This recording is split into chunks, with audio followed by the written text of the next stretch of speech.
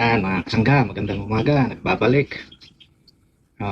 Tutuloy po natin yung paggawa nito. Ngayon po, pipinturahan natin siya ng itim para magmukha siyang, ipipinis natin siya na parang gold finish. Ngayon, umpisahan na natin to. Gagamitin mo muna natin tong black.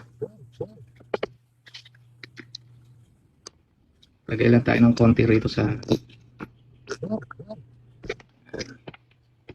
tapos tong brush ko.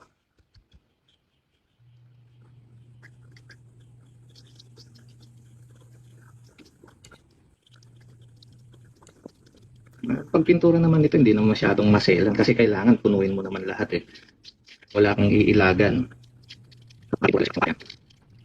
Acrylic paint nga pala itong gamit ko.